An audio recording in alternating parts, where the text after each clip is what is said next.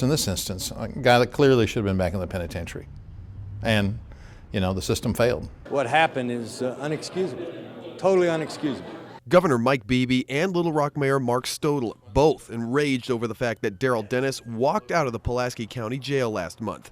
Now, the state is investigating. How they did not have those records and see the predictability of this guy not ever showing up again is just astounding to me. It's a system in failure and dysfunction, in my opinion. The DCC did what it was supposed to do with that case. Rhonda Sharp, a spokesperson for the Department of Community Correction, says the DCC released Dennis at the request of the Pulaski County Jail. Jail space was most likely needed. Now, I'm not speaking for the jail. I would never presume to speak for the jail, but jail staff asked us to release the hold. Remove the hold, we did. What they told me is that they never asked for the hold to be released, is what they told me. Staff told me that they asked for the holds to be released.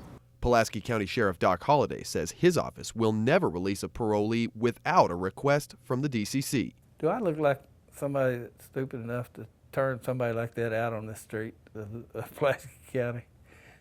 My job is to keep those people locked up. Is it a regular occurrence for a miscommunication like this to happen between the DCC and Pulaski County Jail where a potentially dangerous criminal is allowed to walk out the door?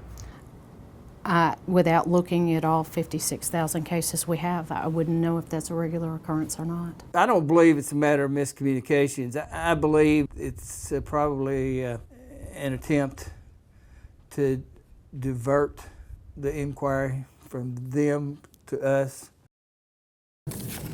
We're not going to leave a stone unturned until we complete our investigation, so we will know who was not involved in any of this. Bobby Glover serves as a member of the Arkansas State Board of Corrections and says he had never heard of Darrell Dennis until the press alerted him to the case. Under no circumstances did anyone on this board knew that this individual, this Darrell Dennis, had been involved in the many things that he had been involved in, or we would have done something much sooner. Dennis, accused of killing 18-year-old Forrest Abrams last month, just 2 days after his release from jail. Dennis had been free on parole since 2008, despite 14 subsequent arrests and 10 felony charges.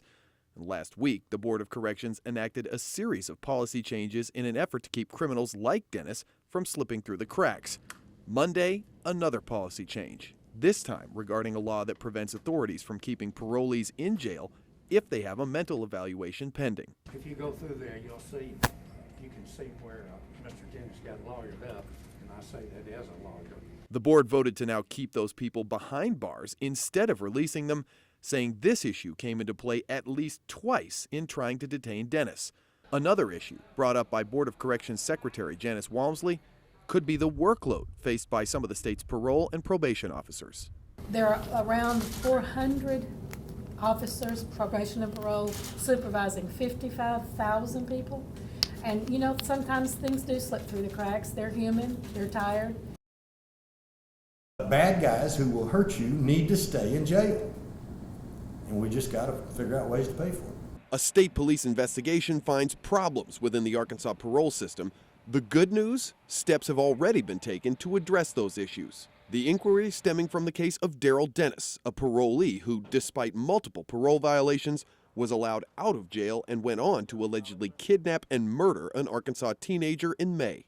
There were just ample opportunities to have him jailed. Even though he didn't meet a lot of the criteria, even though he hadn't done a lot of violent stuff at that point, he wasn't cooperating with anybody. This summer, the Board of Corrections took steps to change some of the policies that allowed Dennis to remain on the street. But with those changes, a different problem has arisen. More parole violators are now back behind bars, meaning jails across the state are getting overcrowded.